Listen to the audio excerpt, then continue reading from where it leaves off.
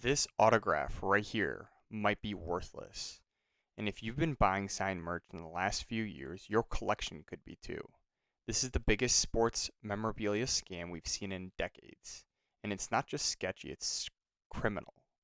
Over $350 million in fake autographs, forged holograms, Kobe, Brady, Mahomes, you name it.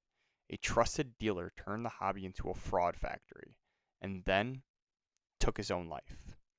Today I'm breaking down what happened, how to protect your collection, and the exact steps to take if you think you've been burned.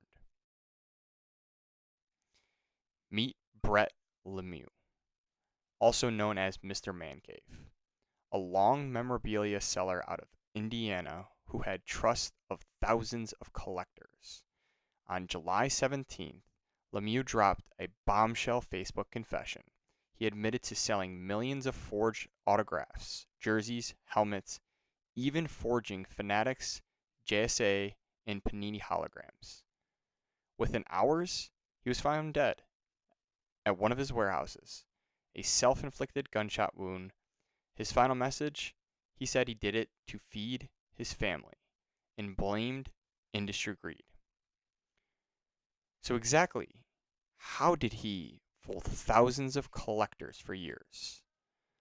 Lemieux ran what looks like a one-man forgery factory. He used high-quality printers and vinyl cutters to fake holograms from trusted names like Fanatics, JSA, Panini, and Beckett. Those weren't sketchy knockoffs. They looked scarily real. He took unsigned jerseys, helmets, footballs, and applied fake autographs, sometimes using an auto pen machine or manually tracing real signatures. Then he'd slap those forged holograms and claim they were Fanatics certified or Beckett authenticated. To move product fast, he priced stuff just below market value, enough to seem like a steal, but not enough to raise alarms. A Brady helmet for $3.99 instead of $5.99? Most buyers didn't blink. He sold through eBay, Whatnot, Facebook Marketplace, and his own website. Volume was the game. And according to his own words, he was moving hundreds of thousands of items. Worst of all, he said after Kobe died, he moved over 80,000 fake Kobe items alone. That's next level messed up. Rest in peace, Kobe. This wasn't amateur. This was calculated, organized, designed to take advantage of the hobby's trust in third-party authentication, and it worked. Until it didn't. So how do you know if you've been hit? Have you bought from MisterMancave or affiliated accounts?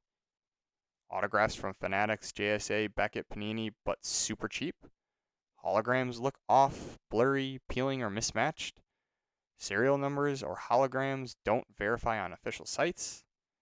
If any of that sounds familiar, you need to check your items right now. First thing you need to do is check the receipts. Make sure those items did come from where you purchased them. Now, if you're not sure, you can always double check the authentication site as shown.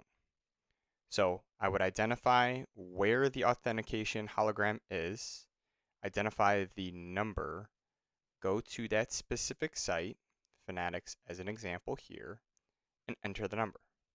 Verify that it matches up to what you have. Now this is an example of a verified one. Now here's an example of a fake one. This is directly from MisterMancave's site. I was able to extract the authentication number and put it through the system just like I did for the authenticated one. Now we can see in just a moment, it is clearly a scam. So double check, make sure the items you have authenticated are real. If they're not, I would contact the Westfield police department in Indiana and file a report. And you never know what's going to happen in the upcoming weeks following this investigation. I appreciate you joining, and hopefully this isn't a huge damper to the hobby, and hopefully it's something we can all grow from. Catch you on the next one.